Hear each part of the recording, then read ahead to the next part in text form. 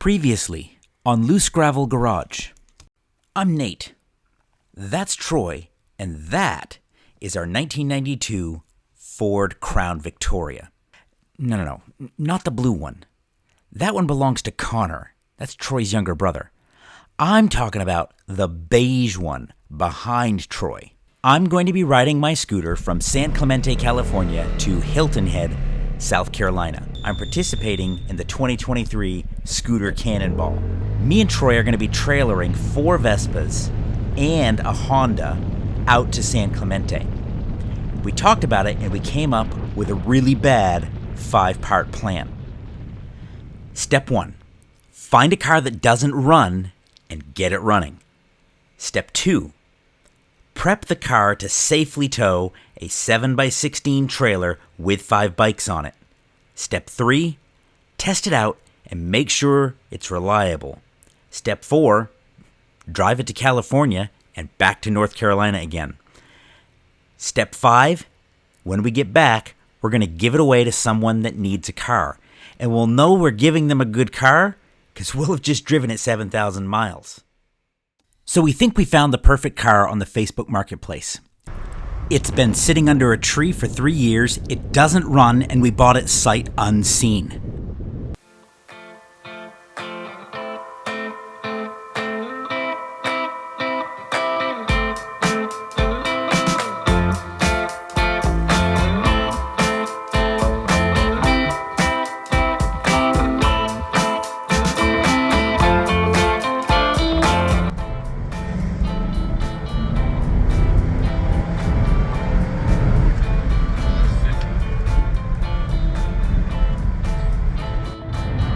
Purchasing a car that didn't run, we're doing pretty good.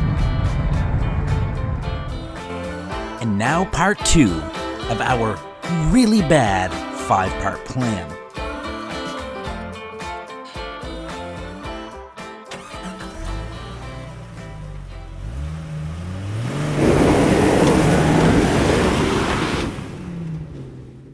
So we've made a list of things that we're going to fix, but also things that we're going to upgrade over the next several weeks.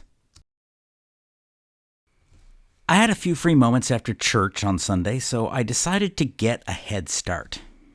And I'm starting off with a couple of things in the dashboard. The first being the shift indicator, if you remember, it wasn't indicating. And we also found out that when we turn on the headlights, the tail lights and the running lights, well, they don't work. Look up under the dash here. This right here has a wire running through it, and you can see where that's broken off. So we need to replace this piece. And as suspected, this is definitely the issue with the lights.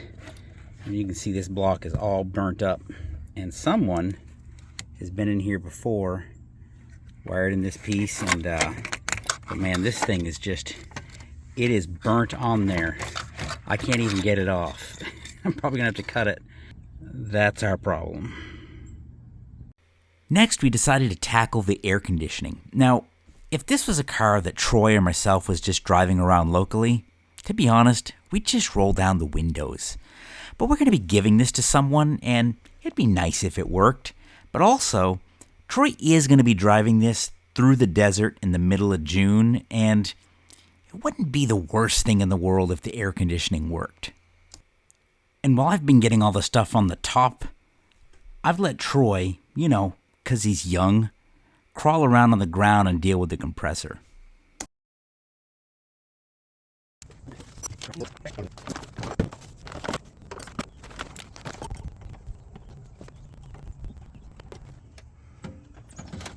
Say hi, Troy. Hi. Now, we're supposed to be towing a trailer with this thing, and that's going to be hard if we don't have a hitch. So, next thing we do is pull the car up on ramps to give Troy a little more room to work on installing that receiver. While he's doing that, I'm going to work on replacing a window regulator for the rear window. That's the part that makes it go up and down, and it doesn't work.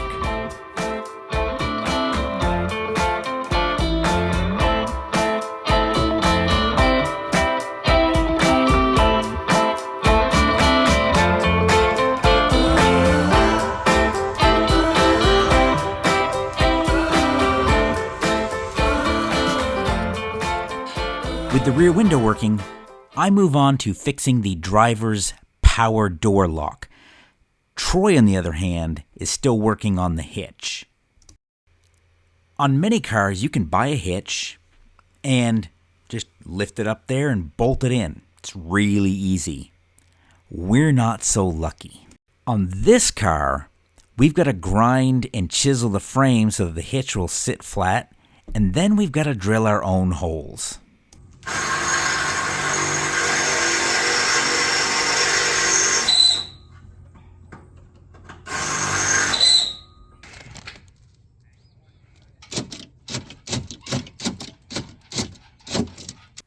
And Troy has finally got the hitch installed. Okay, we have the rear passenger window regulator. That's done. We can cross that off. And you got the hitch but not the wiring, so you can cross off the hitch itself. And power door locks, let's leave that off for the moment. All right, more progress. The next time we work on the car, Troy moves on to the wiring for the trailer hitch, and I wrap up that door lock. You can put it on something lower. If you put it that far back, though. Or you put a spacer or something. You think it's too far back, like it won't reach? Well, it's just going to make it a lot longer for the lines. What about right there next to the hitch? Plates in the way. Or we put it here and just trim the bumper. Yeah. That's what I do. I just trim the bumper. Put it there, and we'll just make a nice, neat trim on the bumper. Oh, and this happened. This green Racing 60s Vespa is supposed to be the one that I was taking on the Cannonball, but as you can see from the destroyed top case, the big scrape marks down the side, mangled muffler. Here's a whole bunch of other damage on this thing, and it's got some running issues. But a couple of weeks ago, I was headed down to Florida, and I got rear-ended. So this is its replacement. So now that's what I'm taking. And though I'd rather have not gotten hit, that impulsive orange is the best color. And back to the car. Troy. I screwed up. What happened? So, it's been a couple weeks since we worked on the car, and I kind of forgot which order things went in, and I put this door panel back, but I didn't actually put the window seal back in, and it has to go in first. So, it happens. And I wish it was, but that wouldn't be my only screw-up on this car. After finishing the door lock, I inspected all the brakes and determined that we didn't actually need to do anything. But because this is taking place over several weeks, I had forgotten about this from our initial test drive. Yeah, that one's hot. So that's the passenger side, and you said it was pulling to the left, to the driver's side. Yeah. So this caliper is sticking. It's why it wasn't working, and it's also why we can smell. Ooh, yep, we can smell burning asbestos. And to be fair, Troy didn't remember either, so it wasn't completely my fault. Okay, so why did you use blue electrical tape on one and black on the other? That one goes to the blue wire on the brake controller, and then the black one's just 12 volts for the trailer. So you're thinking ahead. Yeah. Someone in the future will thank you for that. And while Troy wraps up the wiring for the trailer brake controller, I go around and replace some various little things, some sensors and stuff. Some of those are really easy, and some of them not so much, as you might recall from the first video. So that's our fuel pressure regulator. That's going to be our throttle position sensor. And our idle air control valve's got to be somewhere close by. Wonder if this is it right here. No, that's not it. That would be too easy. It's buried way down here. But we'll figure that out later. And later is now. It is way down in there. I don't know if this is coming out without removing other stuff. But with a little struggle and some help from Troy's skinnier arms, we got it done. Another one that gave me a few problems was the throttle position sensor. This, I'm pretty sure, was the original sensor and it had never been off, and I butchered the screws getting them out. Success. Sort of. Butchered. Now I gotta find screws to fit this.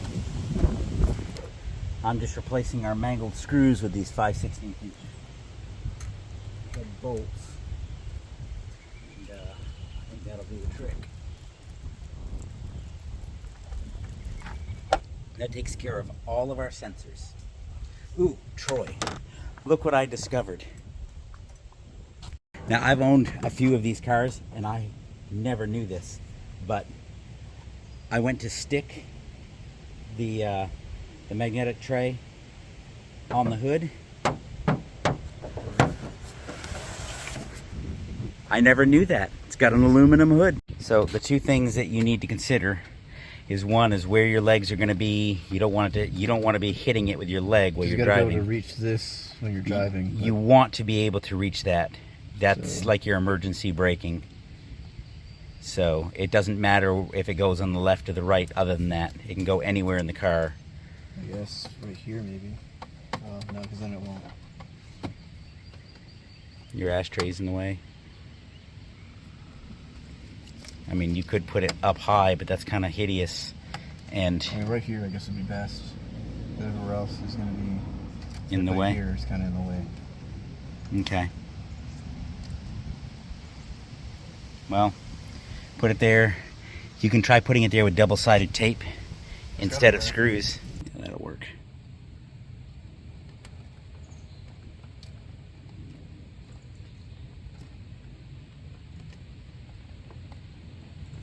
Sounded pretty good. Yeah, that's the good 3M stuff. It won't fall off.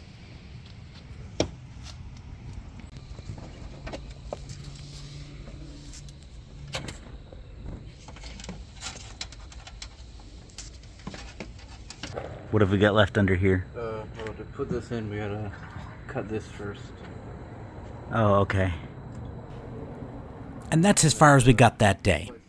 The next time we met to work on the car, we decided to finish the air conditioning. So we had installed all the pieces, but we hadn't actually vacuumed out the system and put Freon in it and found out if it actually worked. Since the system's been open for quite a while, we want to run this vacuum for at least an hour and then let it sit for another 45 minutes to an hour to make sure that there aren't any leaks and we aren't wasting our money on Freon that's just going to disappear. So while that's happening, Troy's going to start investigating the front power seat that doesn't work properly. And I'm going to run to the auto store and pick up some Freon because we don't actually have any yet. And it's going to be hard to charge the system without it.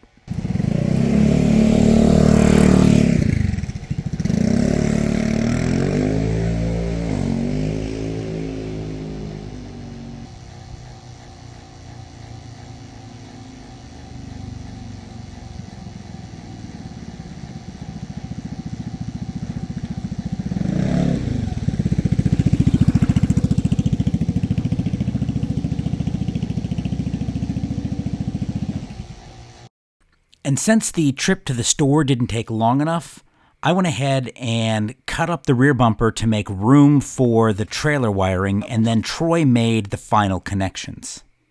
So we can now safely tow.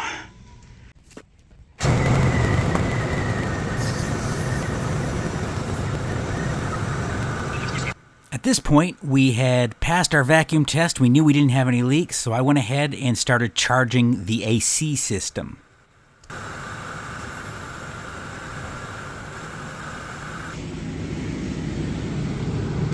All right, now this is not a super scientific way to do it, but we're at under 50 degrees sitting here, so I feel like that's going to be pretty decent. Oh yeah, that's cold. That's too cold. Oh yeah, and Troy got the seat fixed, which turned out to just be a loose wire.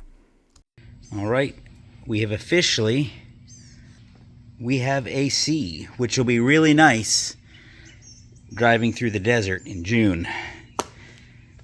Next, we tackled one of the most important additions to this car, the transmission cooler. So why are we putting on a transmission cooler? To make the transmission cooler.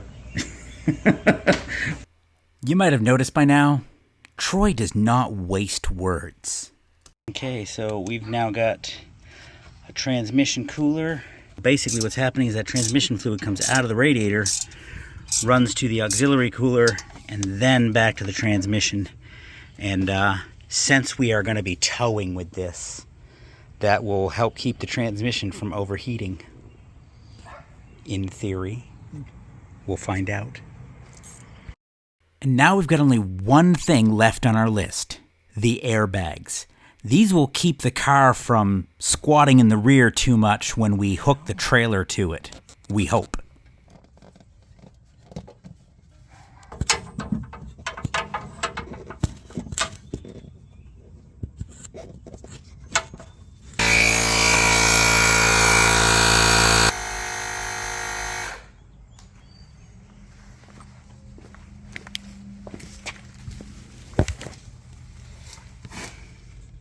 What do they look like?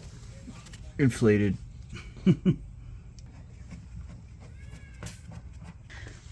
So that barely fits. Hopefully that'll work. 3 reasons. 1, we already own it. And these can be turned as risers. I checked. 2, with the WaySafe, it's got the weight on it, so when we are putting the scooters on the trailer, we can make sure that the trailer weight is distributed properly to give the car the best chance of towing well. So I like that. And 3, that whole thing is aluminum, so it's minimizing the weight that we're putting on the back of the car. So fits like a glove. And even though they weren't on the list, we added a couple of extras. One being the headlights, because, well, they were about as bright as a mine shaft in the dark.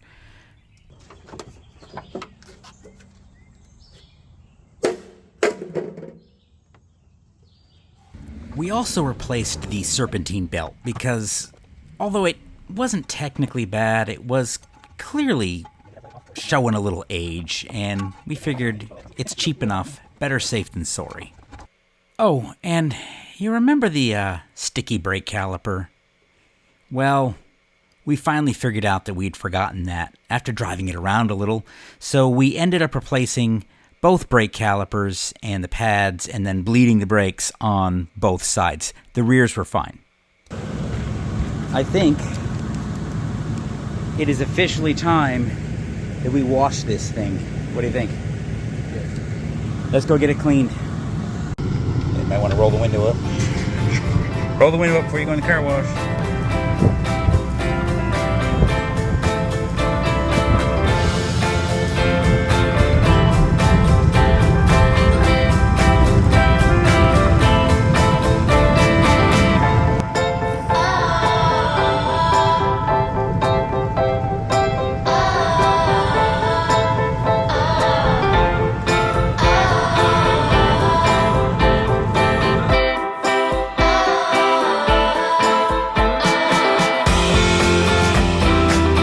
Now that it's clean for the first time in at least 3 years, one final thing. My official rider number for the Cannonball is 934. You can see that I've played with that a little bit. If you know, you know. And at this point, we're calling part 2 done. The car's not perfect, but it's in pretty good shape, and we're feeling pretty optimistic about our chances of making it to California and back with this thing. Now we are on to part 3, testing. And to start that off, Troy is going to be driving this car to Pennsylvania and then Michigan to visit some friends. We'll see how it goes. Thanks for watching.